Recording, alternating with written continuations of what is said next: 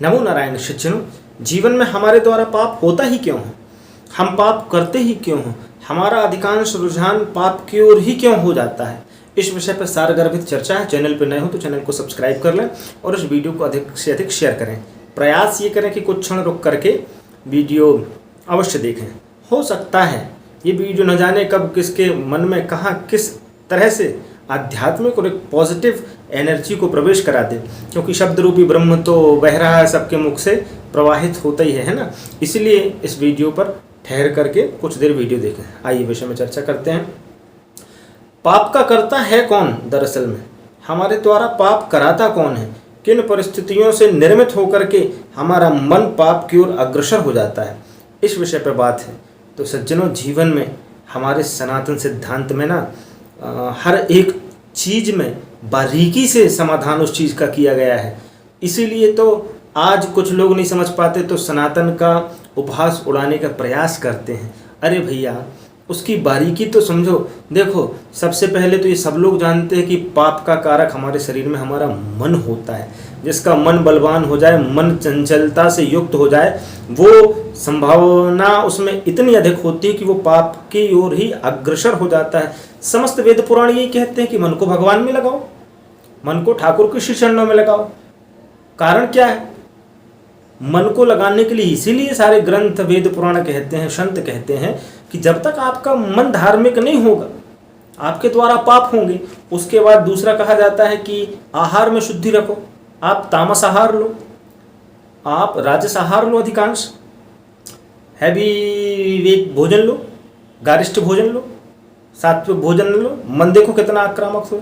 मन में तो ये तो घी का काम करता ना अग्नि में। वैसे ही आप गलत दृश्य देखो, सदैव अच्छा चित्रण देखो, ये हमारे धर्मों ने कहा, शास्त्रों ने। आप गलत दृश्य देखो, कामुक दृश्य देख लो।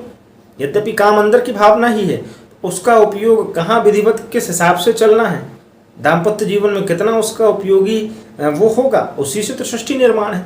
पर आप गलत दृश्य देख लो, मन में एक समय बेसमय, टाइम बे टाइम मन में एक दूसरी भावना जागृत हो जाएगी। आप गलत सुन लो, जिह्वा से गलत स्वाद ले लो, नासिका से गलत सुगंधी ले लो। मन मथा पंचबाणा, मन के 5 बाण हैं जो हमको पाप की ओर अग्रसर करते हैं। सदैव से तो हम लोग यही कहते आए हैं, सनातन यही कहता है। अरे ये तो ठीक है, आप कोई भी कथा सुने, कोई भी पुराण सुने, आखिरी में उसकी फलश्रुति मिलती है, महात्म्य मिलता है। उस महात्म्य को समझो। जो भगवान की सच्चे मन से श्रद्धा आराधना करता है, जो इस कथा को सुनता सुनाता है, वो सदगति को पाता है। भगवान के प्रति उसकी निष्ठा और गूढ़ हो जाती है। यही कहता है, मिलते जुलते शब्द हैं, अभिप्राय यही घटित होता है। क्यों? शिव पुराण की कथा सुनोगे, लास्ट में यही मिलेगा फलश्रुति में। देवी पुराण, विष्णु पुराण, सूर्य पुराण, लास्ट में यही मिलेगा। तो कम से कम हम यदि मन के इस फॉर्मेट को समझ जाएं कि मन ही हमारे पाप का कारक है। किसी के धन वैभव शोहरत को देख करके हम आकर्षित हो गए, ठीक है, आंखों ने देखा, मन में प्रेशर पड़ा, ठीक है। अब हम बोरिया जाएंगे, महाराज हमको भी ये पाना है। एक बार देखा, बार बार देखने की तलब है। मन रोज नए पदार्थों का उपभोगी होता है। इसको जितना नित्य नए नूतन पदार्थ मिलते जाए महाराज, ये उस ओर दौड़ जाता है। न्यूट्रल गाड़ी जब तक है, खड़ी है, जैसे ही गियर लगा ये भग जाएगा, भग देगी गाड़ी, ठीक है ना। वही फॉर्मेट कायम में चला मन में। हम प्रयास ये करें, एक बार में संभव भी नहीं है, ये भी स्मरण रखें। अभ्यास है न तो कौनते ये, हे अर्जुन, भगवान कहते गीता में, तू एक बार में तो संभव नहीं इस मन को दबा ले। क्योंकि अर्जुन ने पूछा था कि चंचलम ही मनः कृष्णा प्रमादी बलवद्दृढ़, ये मन तो वास्तव में अति चंचल है, इसको थोड़ा सा आराम मिलना चाहिए।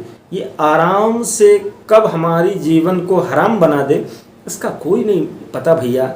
इसीलिए तो जीवन में हम जितना ज़्यादा हों सात्विक आहार लें, सद्विचार रखें। सत्संग इसीलिए किया जाता था, साधु संग उपासना इसीलिए किया जाता है, और कथाओं को इसीलिए सुना जाता है, तीर्थों में इसलिए जाया जाता है। पर आज तीर्थों में भी देख लो, तीर्थों में जाकर के देखेंगे तो मन में सात्विकता तो जो आएगी आएगी, यदि निर्मल मन से जा रहे हैं और सात्विक बुद्धि से। पर वहाँ के दर्शन को करेंगे तो आपके मन में और मन में यह जाए कि बताओ ये तीर्थ है, यहाँ तो ऐसा होता है, यहाँ तो वैसा होता है, यहाँ तो ये होता है। तो हम उस चीज़ से भी नहीं बच पाएंगे।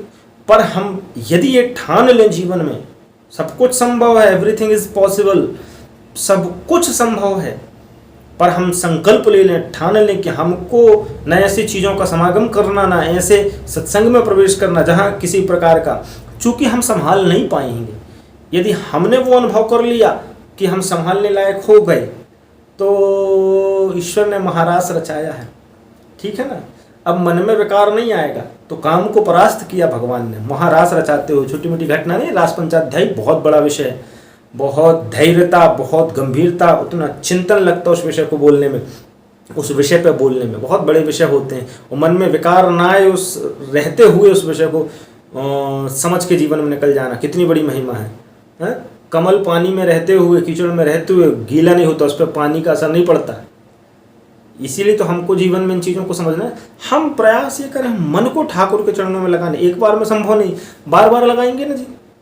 बच्चों को बचपन से पढ़ाई सिखाई जाती है, 12, 14, 15 साल की टोटल पढ़ाई हो गई, 20, 21, 22 साल तक, 5 साल से नाम लिखा, तो मतलब इतने साल बाद तुम ग्रेजुएट हो गए, एजुकेटेड हो गए, और हम सोचें एक दिन में, 5 दिन में, 1 साल में हमारा मन लग जाए।